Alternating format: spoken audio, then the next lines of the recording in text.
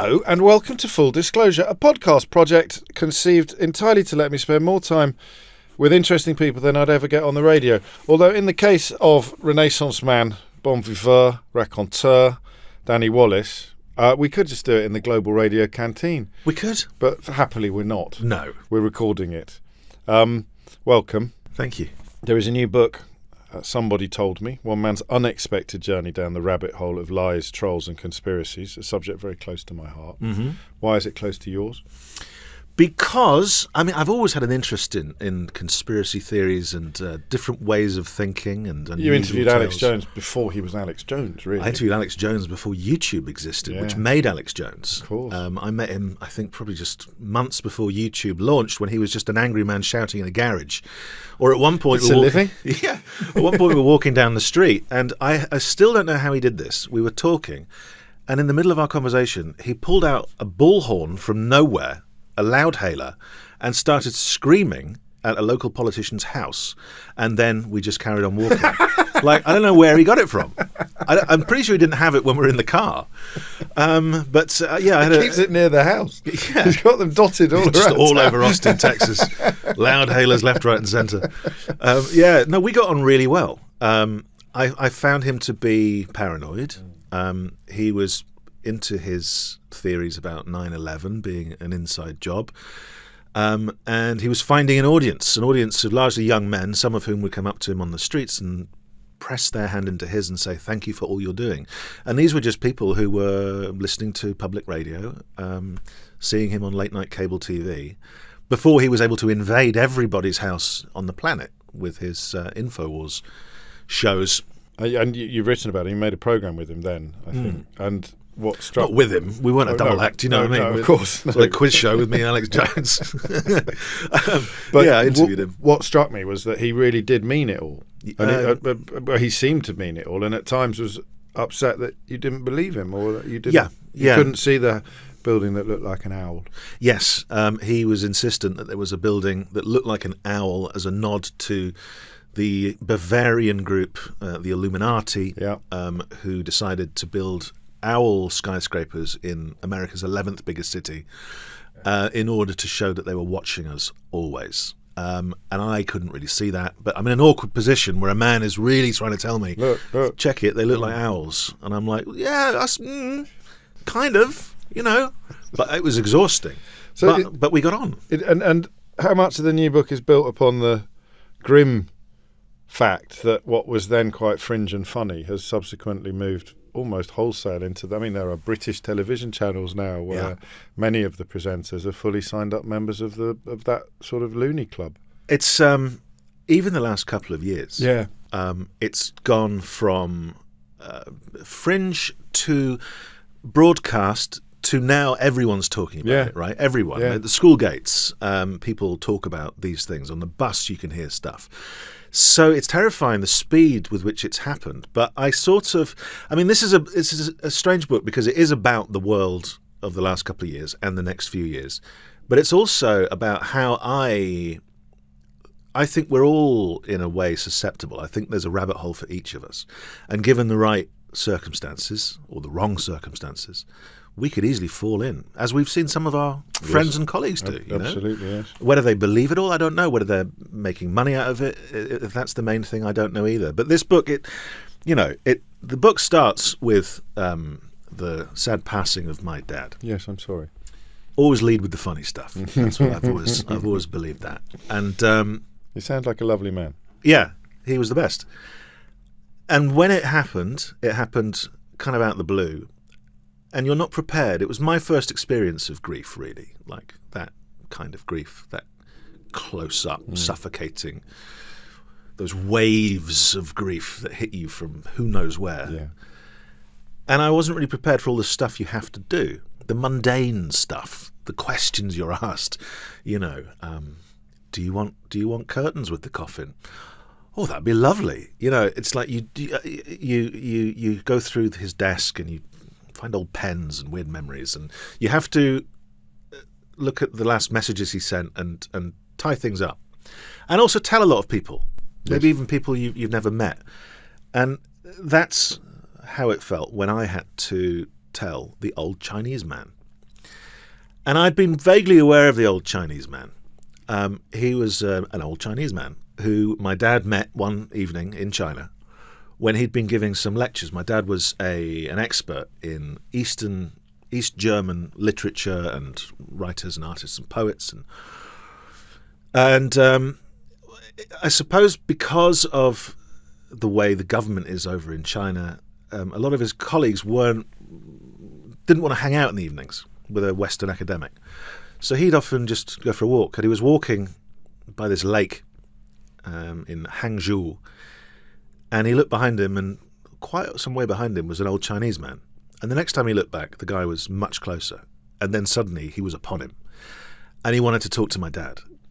And he wanted to swap emails. And there was much they could tell each other. And my dad was like, yeah, all right, fine. And so this correspondence started between my dad and this guy. And when I had to tell everyone the news, I was kind of shocked at how shocked the old Chinese man was, because he was very shocked. And he was like, we cannot believe this is true. Sometimes it is like a dream, but it is true. And I'm like, I know it's true. I checked several times, And then it was instructing me to do things, like almost in block capitals, saying like, please restrain your grief. Excessive mourning will do no good. And then it started to make the odd error. And at one point, it spelt my dad's name wrong. And it said, we must celebrate the life of Lan Wallace forever. And they made me laugh, these emails, because they were so over the top that I wanted to hug my mum and just go, restrain your grief. Excessive mourning will do no good. We must celebrate the life of Lan Wallace. And as opposed to Ian. Yes. And so anyway, I'm reading these emails and I'm looking more and more at them. And I start to notice strange things about them. There's the kind of the hodgepodge of strange fonts, some different colours, and I'm putting it down to cutting and pasting or to Google Translate, which would make sense. And some I'm putting down to cultural differences. Lan Wallace, I'm like, well, maybe there's no equivalent for the I on a keyboard. I don't know. I'm trying to come up with stuff to explain it. And I'm starting to notice that there's a lot of stuff about how great China is in there that comes out of nowhere. There's all this text. We have visited the Chrysanthemum Museum. Yeah, like round robin style stuff. Just is Love like a round robin. Copied in, wholesale. So I'm looking at all this, and then I start to notice other things, which is things that no one does. So at the start of a lot of the emails, there would be a complete recap of their entire correspondence so far. So it would say things like, so far we have sent Professor Ian Wallace 32 emails. He has replied 28 times. The last time he replied was at, and then it'd be like 13:52 hours, British Standard Time. And I'm like, no one does this. No. No one writes a recap when they're emailing anyone. And then I noticed one other detail, which was they quoted one of my dad's emails. And in the header, the bit that you don't really pay attention to, it said Ian Wallace -34. And it was his 34th email, which implied the emails had been organised, numbered, stored. It was a file of some kind, I thought. And maybe then I thought these recaps are almost like for the benefit of the room, for whoever else is taking over this file. And it's recapping to say, he's passed away, this is everything, we can close the file. Which is when I thought, let's keep it open a bit longer. Because at one point, he'd said to me, we have been your father's best friend. Words to that effect. Yeah. We think in his honour we should remain in contact forever. And I wrote back and I said I would be willing to remain in contact forever. And so I kept it going. And that's when I thought, am I going mad here? With the past few years and the suspicion and the paranoia, Sure. am I teetering down a rabbit hole? How arrogant would I have to be to think that I was now engaged in some kind of espionage standoff with what I assumed to be a Chinese spy? And so that's how the book begins, with me wondering whether I've fallen for my own conspiracy theory or whether actually there is something deeper going on. People familiar with your past will be less surprised by your enthusiasm for engaging with the old Chinese man than people people aren't, or people who know you latterly career-wise. So we shall work backwards, or rather, we'll jump backwards and then work back towards the book. I don't know anything about your childhood, but your career started surprisingly early. I've always had a note of envy. Well, the more I learn about you and what you did as a teenager, the more I thought, well, that's exactly what I should have been doing, because I really liked video games and I wanted to be a journalist. But let's begin at the beginning, which is not quite in Dundee. It was in Leitham, I think, before. Well, I was. That was the first place we ever moved. Was this little tiny village called Leitham. Just near Dundee. And then we moved to the big city. Yeah. And this is when my dad was starting his career. And in fact, on the day I was born, was the first time my dad was kind of approached by a spy, a thing that became very normal in my childhood, the childhood you don't know much about, because it's weird talking about this stuff sometimes. I write about it more than I talk about it. But yeah, because of his work, we would often be visited by. This is the East German, or the German element of his work. Spies. East German spies, Stasi handlers, people. And Stasi spies, who didn't really have they didn't have great cover stories. They just is this the Doctor Who one, the first one that turned up, or is that later? No, he comes later. He's on. my favourite. He's great. He is the worst spy ever. I wonder what he does now. But it's not spying. It's probably Home Secretary. Well, the first guy that came was called Dieter. And he was very obviously a Stasi handler, and they wanted to know what this young academic was up to, you know. And so my dad knew he was a handler, and Dieter knew my dad knew he was a handler, but they became great friends. And so throughout my childhood, my dad would go to East Germany while I would do kid stuff, and he would come back, which I've realised that.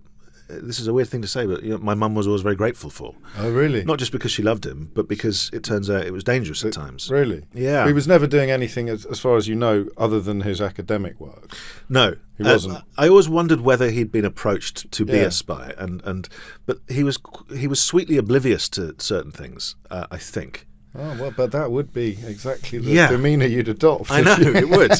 I mean, he really committed to the part, though. You know, he could not operate a video like player. That on Sundays. The number of times I had to tell him how to turn his phone on, it's like, there's only one button, Dad. So I mean, the thing about childhood is you only have one, and it's the only one you know. So you never know that that's a bit crazy, or that's a bit unnormal, or that we would think about whether some of his colleagues were perhaps actually spying on him, which happened. Yes, wow.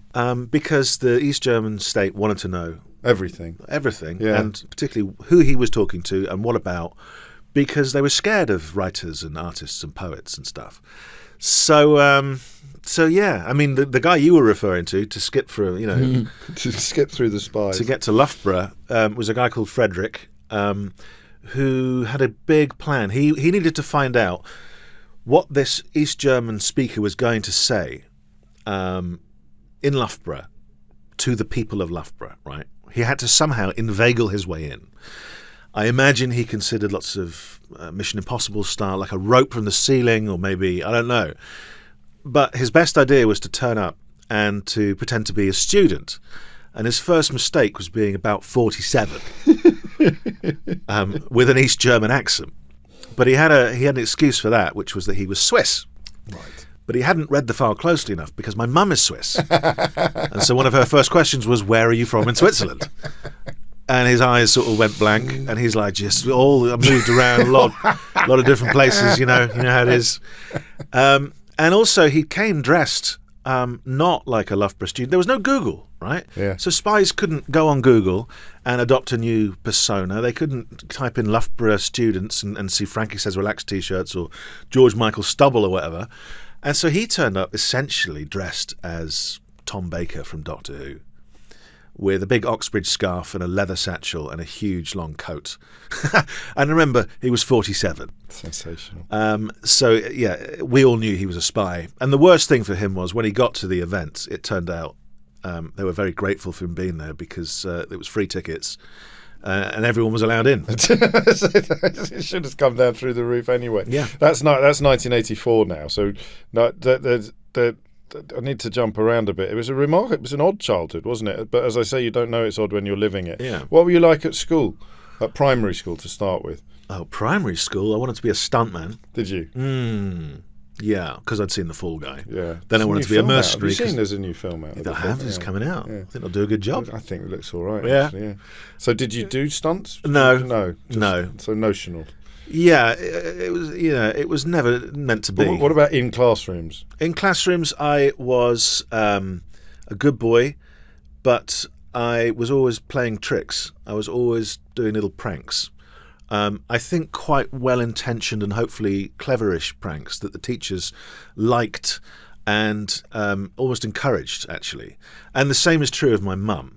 Okay, that's nice. When I would do a prank on someone who had wronged me, say, yes. An elderly neighbour who would tell me not to kick my ball around, and I would go to the computer and craft a letter from the British Hay Fever Sufferers Association saying that our representatives have been in the area recently and have noticed that the pollen count outside your house is far above national average, and you must now limit the amount of plants in your porch. He loved his plants. Yeah. To either 8 large or 10 small, or further action will be taken.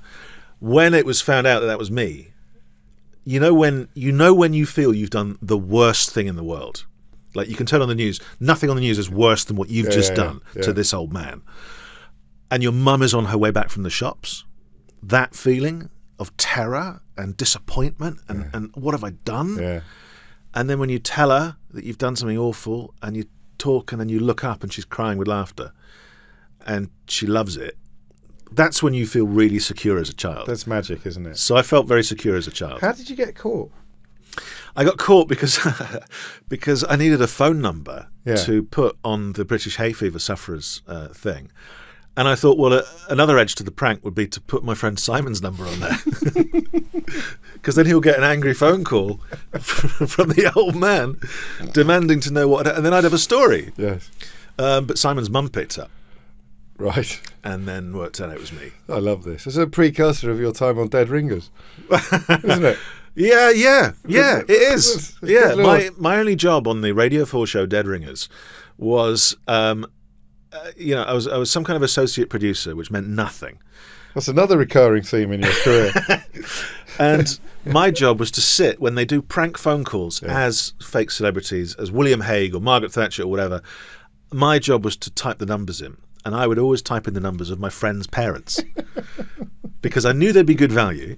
I knew they wouldn't mind. I knew I could get them to agree to use it, but also I just really wanted to see what would happen. With these authority figures of your youth. So not a normal child then, Danny. Well, I was an only child. Yes, so you found your own amusement. I had to. Yes. That's the first thing that happens on holiday when you're an only child, you seek out other kids. Because you haven't got a unit, you haven't got a gang. So you've got to find the arcade room and nervously play a game on your own for as long as you've got pesetas and hope you make a friend. And you do. So 84, your dad arrives in Loughborough. 89, he buys a camper van and drives to Berlin. Yeah. So that you could witness the fall of the wall. Yeah, that was one of the first moments I realised that there are lies in the world. You were 15? No, I was 12? Yeah, sorry. Yeah, born in 76, so you'd be 12 or 13. And we had these East Germans in our house who my parents had managed to get out of there on a visit. And it happened to coincide with the fall of the Berlin Wall. And I remember standing in our living room and then watching it on our little TV, and it was the BBC saying, the wall's coming down, and them not believing it. Them saying, this is Western propaganda. They're saying, this could never happen. You're being lied to. This is all made up. Like it was an episode of Doctor Who or something. We are unintentionally finding all sorts of seeds that would later sprout, aren't we? Isn't that weird? Or possibly intentionally. Could be my skill as an interviewer. Yes.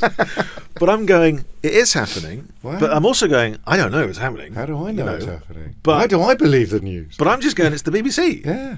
And in those days you could say that. Yeah. Yeah. And they just couldn't believe it. And so as it fell, my dad was like, we're going. So he got like a sabbatical and got a year for us in Berlin. And I still don't know why we didn't fly. Like I have no idea why we didn't fly. Germany is the birthplace of like Aldi and Lidl. that was going then, we could have got some cheap duvets and we didn't need to bring our own. But we had to sell it and buy this camper van that was constantly backfiring and drove all the way to Germany. And I'm just right at the back with no stereo, a couple of copies of the Beano and a towel, paper bag in case I'm sick. No one can hear me. and I'm thinking, you can fly. People fly. So anyway, we lived there for a year so that Dad could study the fall of the wall. But you were relaxed about the uprooting, were you? I didn't have any choice. And I know, but we were a gang. Yeah, okay. We were a gang, and and it was exciting. I was going to go to an American school, right? So I'd grown up on, this is your skill again. You're knitting it back to 80s pop culture, my love of the Fall Guy. Yeah, absolutely. But the Fall Guy, the A-Team, America was the most exciting thing in the world. Yeah. The sweet shops, the toy shops, the films. Yeah. You could watch films 6 months before you could at the Curzon in Loughborough. McDonald's. So everything was absolutely brilliant about it. And I'd be going to an American school, which I did, and which changed things, How? What did it change? I met different types of people I would never normally have met from places I'd never heard of, whose parents did things I couldn't conceive of. Everyone was quite grown up, quite mature. They were funny, they were dry. And we were in this cool city at this insane time. And by the time I left, every car we passed was an Audi or a BMW. When I'd driven in there, it was Trabants, Really? the little Happened Trabbies. that quickly? Yeah. And we had a KGB spy break into the house, which was also exciting, while I was there. What happened? There was a guy next door called Dajichev, and he was there for some reason, and he had been an advisor to Gorbachev. And there was a ping pong table in the basement, and my dad and Dajichev started playing ping pong. It was just a little gentle exercise and a chance to chat to someone interesting. And these people moved in nearby, and we were told by a Russian scientist, be very careful, this is KGB. He had experience of them.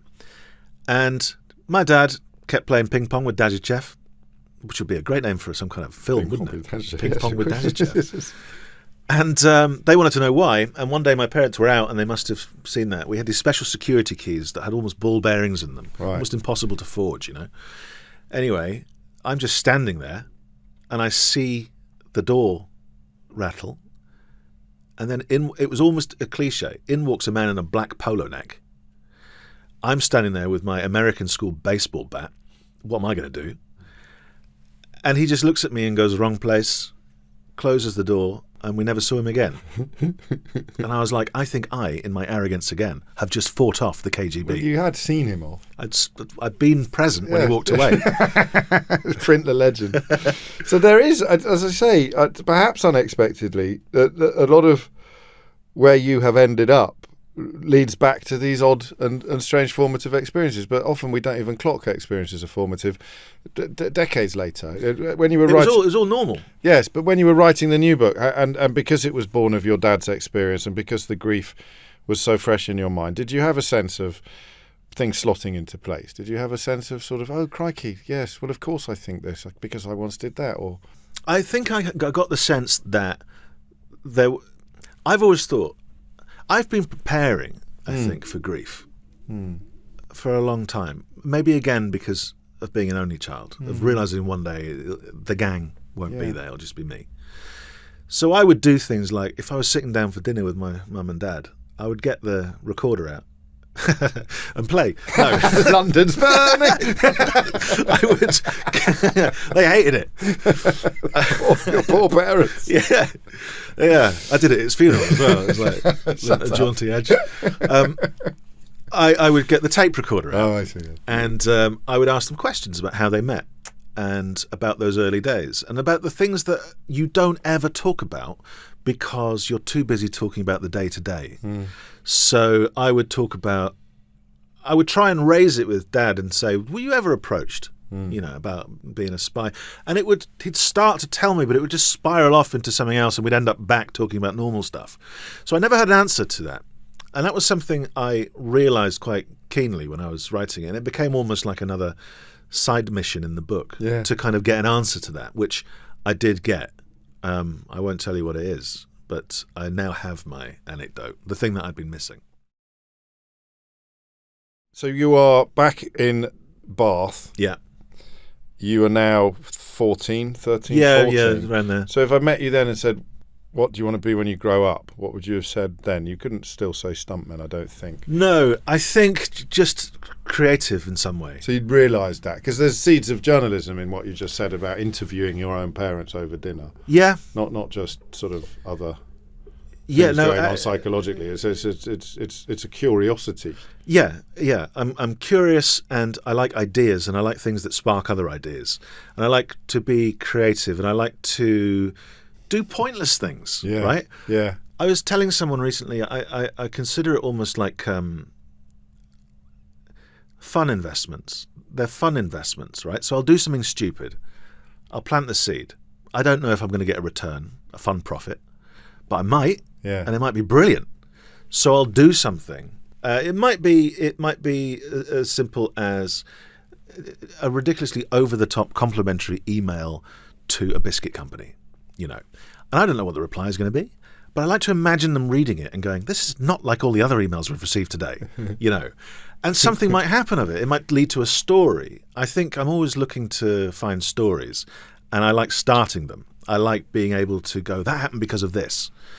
And so there is a sense of knitting those things together. And by the time we're in Bath, every generation of parent has the thing they think are going to ruin their child's life and their progress. And for me, it was Sega Mega Drive. It was. Which I suddenly just got into out of the blue. I was just into video games. But video games were about 45 quid. Yeah. And you had to send off for them to Colchester and it'd take 30 days. So it wasn't a luxury that I could afford. But there was a magazine in my town that happened to be dedicated to Sega. And so I thought, this ticks all my boxes, And so I wrote them a letter, Andy Smith, the editor, and I said, look, can I come in and do my work experience there? And amazingly, he said yes. And so I made myself indispensable by alphabetizing things that didn't need alphabetizing, making cups of tea for people who already had 3, and just being there. And I loved it. I loved the atmosphere. I loved the excitement. I loved the Sega-ness of it. And I loved the people. I loved this group of sort of early 20s guys and women, but it was mainly guys, video games, in the 90s. And I loved that they seemed like massive grown-ups to me, but they became like sort of, brother figures, really. So there was a plan of sorts. You did want to make yours. You didn't want to leave again. There wasn't an end result No. that I had in mind, Sure. but there was a plan, which was to stick around. get in, have fun, Yeah. and get involved and have fun. The one thing that runs through your life is, and I don't know whether I've understood it correctly, but you don't seem to have a fear of rejection that other people have, or do you? The older you get, the more rejection affects you a bit, because it's the other way around for me. Oh, really? You don't care anymore? Not anymore, but when I was this age, I was terrified of them saying no. Oh, really? No, So I wrote wasn't. to Crash Yeah. ZX Spectrum in Ludlow, which was just up the road from me. I don't think I ever heard back from them, and that would have destroyed me for Oh. weeks on end. Oh no. Yeah, but you've done it. We're No. converses. I mean, I've got rejection letters. Most of my job now is rejection. Because you're pitching stuff and trying to get stuff commissioned. It's all self-made, Yeah, right? yeah, It's self-made, and it's you're responsible. You come up with the idea. You have to sell the idea. It doesn't just happen, and most of the time it's a no. But you couldn't have ended up doing that if you were crushed by rejection. No, it's true, and probably that's the earlier. support. Yes. I mentioned my mum crying with laughter at some of the ideas. I thought I was about to get into a lot of trouble, but actually it was an atmosphere of love. And to hop around, some of the stuff you've done despite rejection. When you've pressed, I think with the Mighty Boosh, the original radio show, that you've made it anyway. I think. And took it back to Radio 4, and they said, "Oh, actually, we will have this after all." Yeah, exactly. They said it was a million miles away from what they wanted, and so there's literally what the email I saw.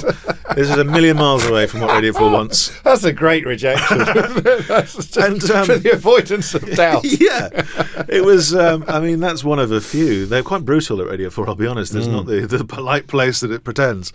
But we made it, and a couple of years later, I'm watching the boys pack out Brixton Academy with an audience of thousands, all dressed as them. Yes, of course. So that worked. Yeah, that did. And so did the Sega plan, because I think you stood in for a reviewer who got ill, stayed up all night playing the game, smashed the game, got bylines at this point on Sega Power magazine, and you did your GCSEs and your A levels, but you were already living the dream, Danny Wallace. I was having fun, It was funny. My parents went off to live in Germany for a few months when I was about 18, and I stayed in that town, and I had a house because I was living in their house. I had their car, and I was able to go and hang out at this place and write magazines, which we then did, not just video games. We did a comedy magazine that was short-lived, and left me with a predicament: do I stick around in this company, or do I go and move to London, where the people I know are mainly comics, but I'll do a radio course. How did you know the people who were mainly comics at this stage? Because I'd launched this comedy magazine. Through the magazine, right. And then everyone I knew in London was a grown-up on the circuit. Yeah. And so you chose to go to London? I did. But you were doing a degree? Yes. As well. I did a radio, like a media studies course. So where does radio come in then? Because if what's gone before, you would have been doing print journalism, I would have thought. Yeah. But it had quite a big radio dimension, your degree. Very big. I specialised in it. And it's because of On the Hour, right? The Radio 4 show that I listened to. Someone, weirdly, it was Simon, the guy whose mum answered the phone. Yeah. He gave me a tape one day. And it was On the Hour, and I'd never heard anything like it. And I didn't realise that this show, which was a spoof news show, but kind of pitched as real, but absolutely, it could be on in the background and you wouldn't know what was going on. You wouldn't pay any attention to it. But if you listened, unbelievable. It was insane and hilarious. Now, I love On the Hour, but you, given what we've discovered about you so far today, would have felt as if that programme had been made specifically to amuse you. Absolutely. Absolutely. I've still got the cassettes, that I taped myself off the radio. And I didn't know how they'd done it, right? I didn't know how they'd done it. How had they made this show? And I was having ideas, but how would I make something like that? Yeah. And so my dad recommended this course to me, this media course, which had radio, and I did it. And if he hadn't done that, I don't know what I'd be doing. But it wouldn't be this. But still that absence of still that fearlessness of thinking, well, if I can learn what to do, I could do this. You've always, I mean, when we get onto some of the madder moments in your later career, it's that never seems to enter your head that this is out of your reach, and that's because you're not doing it for status or advancement or money. You're doing it because it's going to first and foremost, because it's really going to entertain you. Yeah. If the biscuit company reply, it's going to entertain you, and hopefully them as well, because they get the original letter. But you're not gauging it, and this might be relevant to your school days as well, where you didn't seem to be particularly bothered about collecting status symbols, like captaincies or prefects. I was head boy, but only because I made a speech. Senior student, I was, but only because I made a speech which referenced back to basics and promised people that from now on, the 40p that you paid for your can of Coke, you would finally get your 5p change because the machine had been broken for years. That was enough to get you over the line. So you ran. I was voted in. You ran as a joke and you won. Yeah. There you go. That fits. And you hadn't been planning since fifth form to be head boy. God, no. But there were kids who were. If anything, it was a hassle. And if you'd been one of those kids, then you probably wouldn't have had this approach to things where if it doesn't work, it's still fun. You're doing it for reasons that are very different from people who are driven by achievement in a more conventional sense. Yeah, that doesn't drive me. No. But what you just said a moment ago has reminded me of something which fits, which is that this was the right course for me, right? Yeah. It was the right thing to do. My dad, who got a scholarship to Oxford, came from a single parent family in post-war Carlisle, fought his way through, got the scholarships, didn't have any money, surrounded by money, never put any pressure on me to go there. Found this course in a former polytechnic, right, which is what people would always say, a media course, when at that stage everyone was mocking them. Yeah. And my dad's an academic, right? So they're going to go, oh, what's Daniel doing? Yeah. And he'll say, oh, he's going to a former polytechnic to do media study. You know, They'll say commiserations. I'm only realising now Yes, that must of have been course. weird. But Yes. he didn't care about that Yeah. because it was what's right for you. And he knew enough And he knew, to know. and I knew, right? But I've just remembered. They rejected me. Oh. I had the interview and the guy he said, I think you'd be good for this place and we'd be great for you. And I thought, that's a shoo-in. Yeah. But great. And I had to write, as part of it, you had to show an understanding of the media. And I had to write a column in the style of a columnist.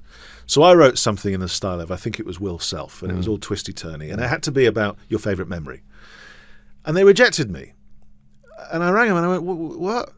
And they said, yeah, sorry, we're full. And I said, okay, can you tell me why? And they said, oh, the thing you wrote about your favourite memory, you didn't really write about your favourite memory. And I said, no, I was writing it in a kind of twisty-turny. I was writing about how the fact that the most important thing that's ever happened to me is the one thing I can't remember, which is being born. And I was trying to do it in that way. And they said, oh, right, yeah, no, we didn't want that. And they said, well, you can have another go. And so I wrote a complete piss take of, and I nearly didn't do it. I had people in the office that I was working in going, don't do it, stay here. Yeah. I wrote this thing about parallel parking and how I'd managed to parallel park brilliantly and how it was the most brilliant thing you'd ever seen in your life. And I wrote 400 words about it and I sent it off to them. But I sent it with a letter going, you've rejected me. I don't accept that. And here's why. I said, my grades are good enough. You want someone who shows an interest in the media. I've just launched a magazine. I've been doing stuff for years. You want someone who can show an understanding of the media. Well, I showed you this, and now I attach what you really want. But I want you to change your mind. Yours, me. And they changed their mind. And they let me in. And I moved to London. And that was me not being... Maybe it was me being a bit bullish. I don't think you were being bullish. I think that you were... I just thought it was unfair. I was like... You so obviously belonged on this course. I need to do that. Yes. I could do that well. Yes. And you silly people. But I was telling off grown-ups. Yes. At a university.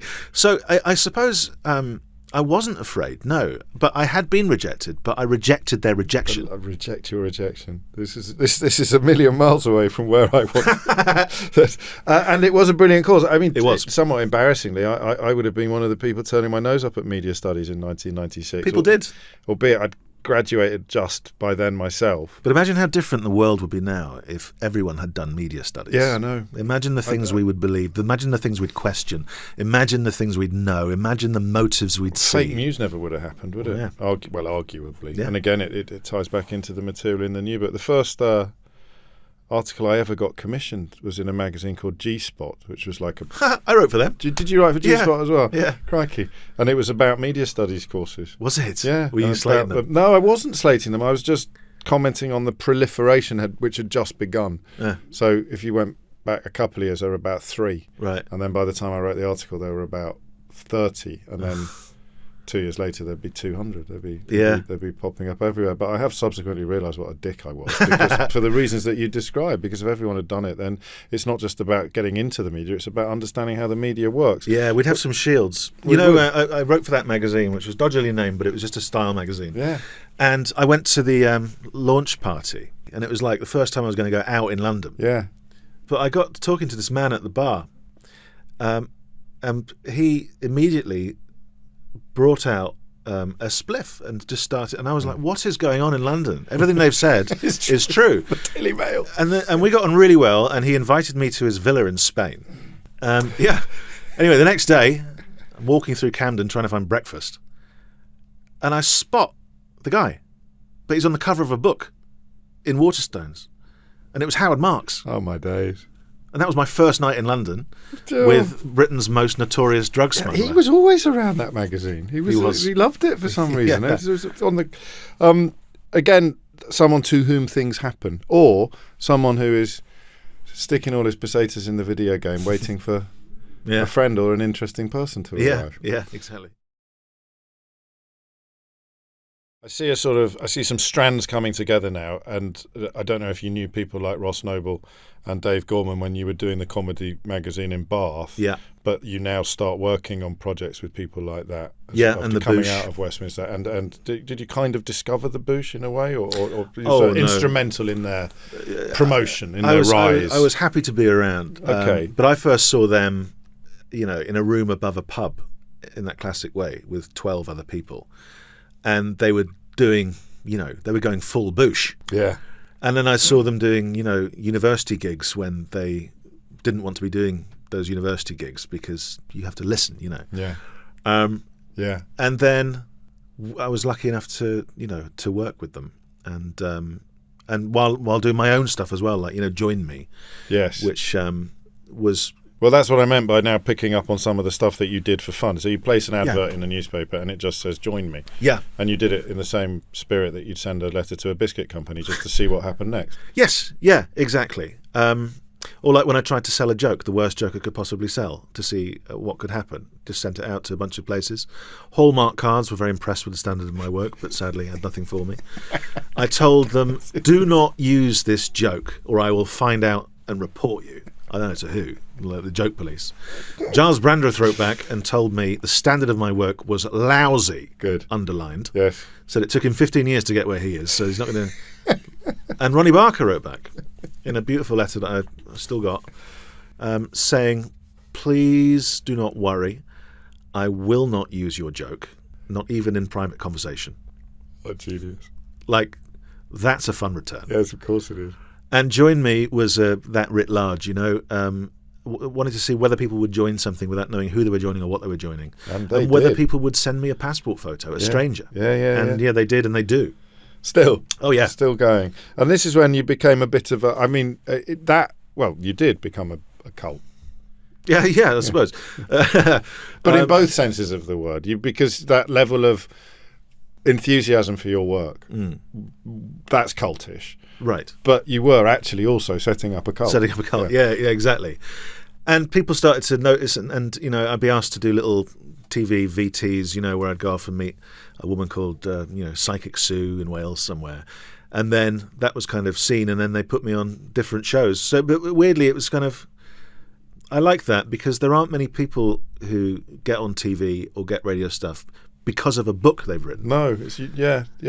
And I wanted to keep those books going because writing's at the heart of everything. So there was a period at the BBC where you were producing, but not a very long period. No, I didn't like being in an office. No, I can see why. It's unless it was an office like the magazine in Bath. Yeah, that was a lovely place to be. I remember once being told off in BBC Light Entertainment because I had a meeting and it was me and Julian Barrett from the Boosh. Yeah. And someone stormed into my office and shouted at me because in the comedy department we were laughing too loudly. And that's because we were discussing ideas for a comedy show. It's just incredible. That we were excited about. Yeah. And it sort of meant that we were doing our job. It was the most tangible proof in a comedy department that something comedic was happening. People laughing in the comedy? This is like Joseph Heller, isn't it? Yeah. So I sort of realised around that time, I was like, I'm not sure I've got, I think I need the open air. And because of some of the stuff that we've circled back on a few times, you wouldn't have felt too intimidated by the loss of the security or the protection of the regular. Yeah. You'd have had faith that something will come up. Yeah. I'll find something I've that's always fun. done as many different things as possible so that and you still do in a way. And I still do, so that I can fall back on something. So then the mad bit now, which would be your second book after the Join Me, the true story of a man who started a cult by accident, which took you to America on a big book tour. And, as you say, smashed open doors that hadn't opened before. Then you wrote Yes Man, in which you decided to say yes to everything, which is, again, just an idea of beautiful simplicity, which leaves you desperate to find out what would happen if I actually did it. So you did it. Yeah. But that went bonkers. That ends up being a $100 million Jim Carrey film. Yeah. And it's your second experience of being an associate producer without much to do. Yeah. Although being an associate producer in Hollywood is a little better than on Dead Ringers. Yes. But no, what an experience it was. It was incredible. And they were so kind to me and nice to me, and they'd fly me over. And I got to hang out with Jim Carrey. Notice I can't say with Jim. I have to say with Jim Carrey, because I hate it when you see people talking about Al. Yeah. And you're like, which Al? Oh, Pacino. Pacino. Yeah. Oh, yeah. Just say Al Pacino, mate. That's his name. That's what we call him. So I got to hang out with Jim Carrey and see how he works. And and it led to, and around that time as well, I'd done a TV show called How to Start Your Own Country, which was a kind of comedic civics lesson. Because I realised that, I don't really know how the world works. I don't know how money works. I don't know how that system is in place. I don't know what a citizen is. I don't know what's expected of me. And so I thought, well, we could do this show, where I start my own country and I become a king and find out. And it worked. I mean, it's hard now, isn't it, to pick up on key points. Your children's books are successful. New one out soon. What's the new one called? 7. This will be the 8th, will it? Something like that. Yeah. Novels. I mean, the grown-up novels, children's books, GQ magazines. I mean, the non-fiction books continue as well. Friends Like These, when you're tracking down all your old friends from Dundee. Awkward Situations for Men. You're not exaggerating when you say you like to do lots of things. Yeah. At the same time, do things stand out, or is it because it's the same principle behind every decision, which is, will I find this fun? Can I do it? And so will then it be fun? Don't have then, in the aftermath of Yes Man going ballistic in Hollywood, you don't have, you tell me. I need another. I want to do another Hollywood film. You don't. How does that work? Well, the idea that you've reached an amazing peak there, and the only way is down. Yeah, in a conventional look at. But I wouldn't mind, right? No, because you could do an indie film. You could do some cool little thing as long as it's good and fun. It doesn't matter to me. And that would be good. It's slightly out of my hands when it comes to Hollywood decisions. I have to rely on Hollywood. Yes, damn. But it did lead to lots of Hollywood adventures for me. Yes. Most of which led to rejection, ultimately, but could only have got to rejection through some success. So I made my own sitcom pilot with Warner Brothers. And when it got to every pitch went as well as it could go until the guy goes, who do you think should be in it? And I said, that's up to you. And he said, I think you should be in it. And I was like, well, I'll be in it then. And they all thought I was an actor. I am not an actor, as I proved. I was right.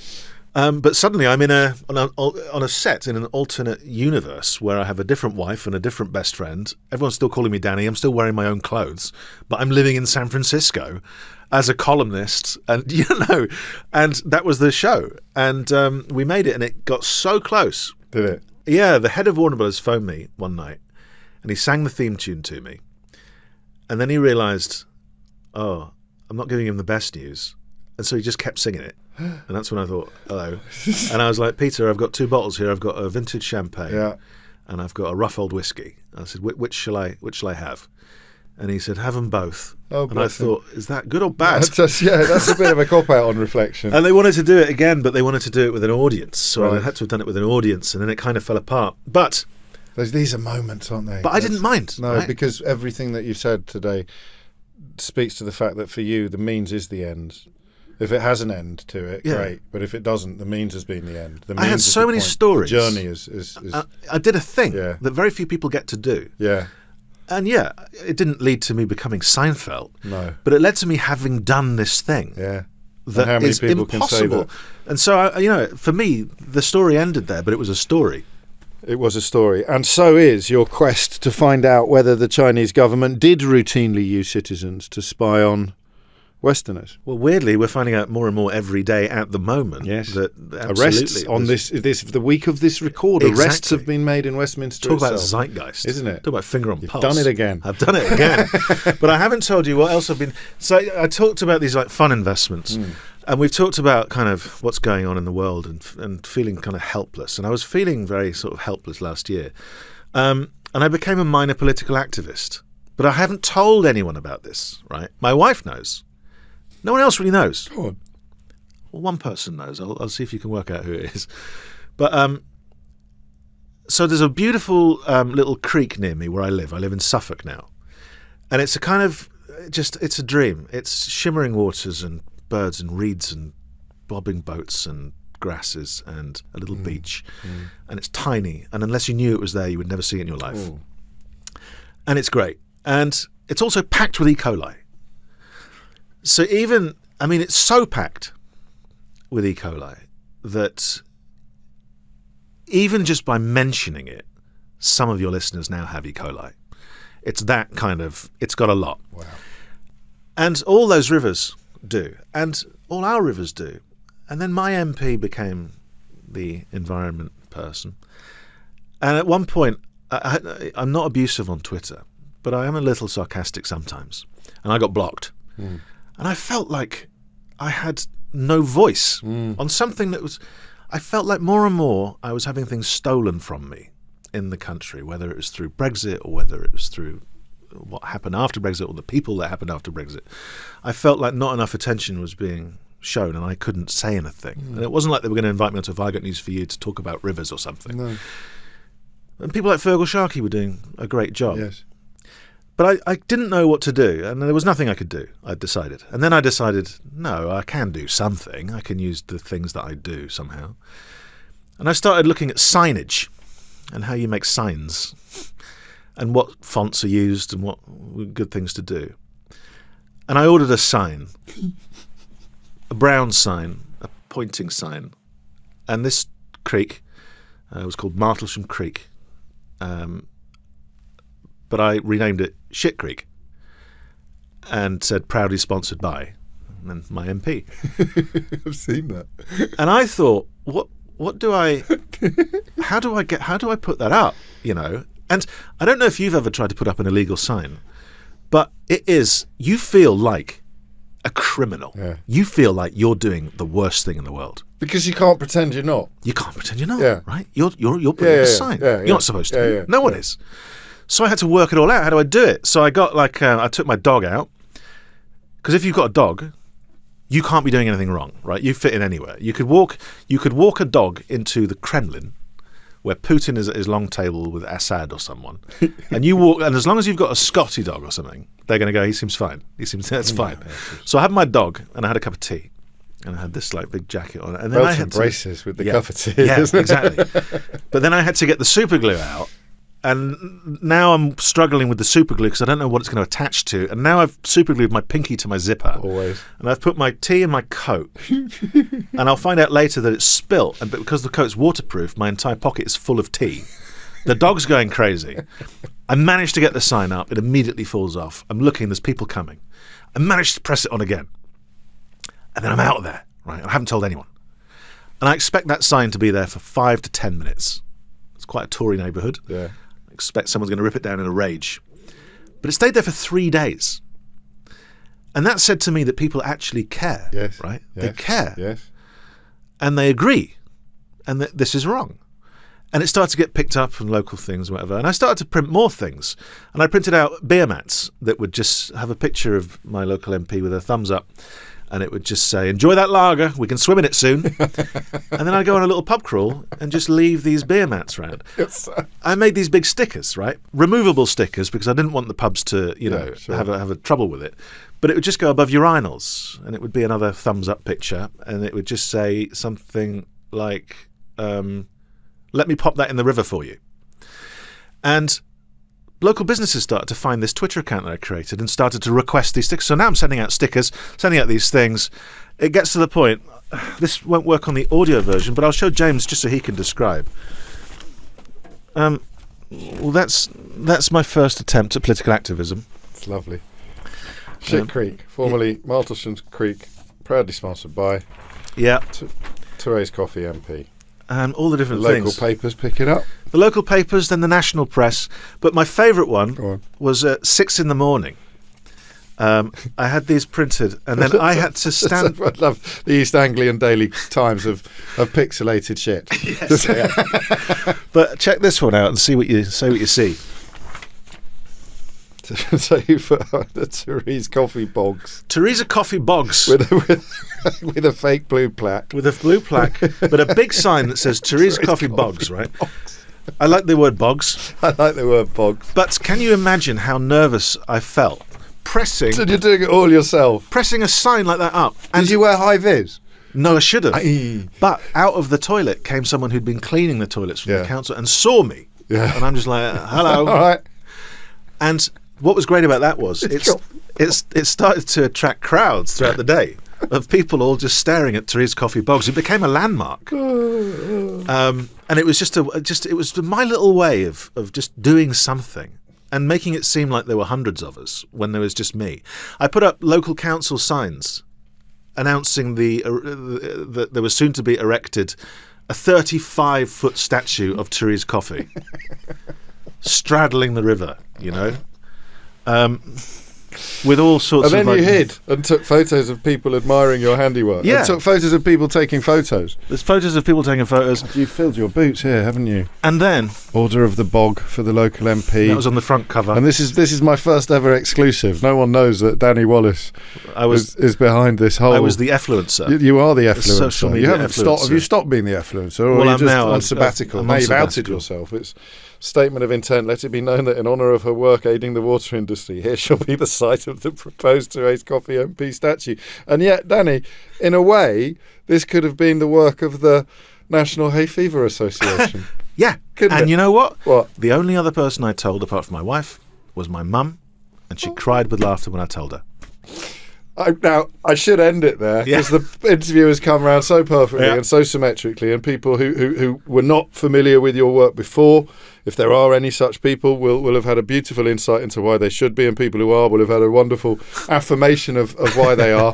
But we should talk a little bit more about the new book. Okay. The last thing is that I mentioned Have I Got News For You. And it made Have I Got News For You. It got background. into the backdrop on Have I Got News For You. That's an extraordinary achievement, but not done for any of the reasons why a normal, well, actually probably closer to normal than some of your other work, as in I really want to raise awareness of this. I want more than my personal amusement here. I felt a bit desperate, but I also needed it to be fun. And you used your skill set. You used your very particular set of skills to achieve this thing. So back to Somebody Told Me. Yeah. How does it segue from your personal rabbit hole into an examination of multiple rabbit holes? Well, I think back to 2020 and the year that it seemed that the world absolutely lost its mind. And it was because of an absence of information. There was an enemy. There was this huge enemy coming at us, and we didn't know anything about it. We didn't know where it had come from or why it was here or what it would do. And so we start trying to fill that vacuum with as much information as we can get. And there is so much information coming at us. Not all of it trustworthy. In fact, 99% of it absolute nonsense. People start attacking 5G masts, thinking that every time we go out and bang our pots for the nurses, it's to hide the hum of experimental 5G waves that are pumping COVID at us. And I mentioned earlier that we've seen some of our friends and colleagues fall. I mean, there were people teetering, even if they didn't fall all the way, noted broadcasters who were kind of going, well, you have to question the state on this one. And Partly the fault of the state partly the fault of the state. That particular iteration of the state with Boris Johnson in charge. Absolutely. The vacuum into which anything can then move. Yeah. But still, Bless him. Our pores are not widening to let disease in. No. And so then I started thinking about, well, that's how a country or a world can suffer from this. What if we zoom in, What if we see the effect it can have on an individual? What if we see the effect it can have on a double bed? A relationship where one person is lost. What about a street or a town or a country? And so it gets into the world of trolls. I meet a man who for 15 years believed that I was his ultimate enemy. I was a paid actor, a shill. And the Illuminati were arranging career things for me to make me move up. So I got, I replaced Philip Schofield on Test the Nation, right? I thought that was down to my own abilities and, them needing someone. It was actually the Illuminati who arranged that. And it just happened I could do Shiny Floor Saturday Night TV, But he believes all that. And I sat down with him and we talked about how exhausting it must be to be a conspiracy theorist. Yes. He was wearing a Nike top and he told me it was the first time he'd worn a Nike top in forever, because he felt that if something happened to him and he died wearing the Nike swoosh, it was similar enough to the logo of the god of Saturn that meant that his soul would then be bound to the god of Saturn, who works alongside Satan, for eternity. And that's unusual. That's deep. It's very strange. But he managed to wake up and cleanse his brain a bit and go, these aren't all signs. Yeah. You know, there aren't signs everywhere of a global elite trying to cull the poor. Did you come to a better understanding of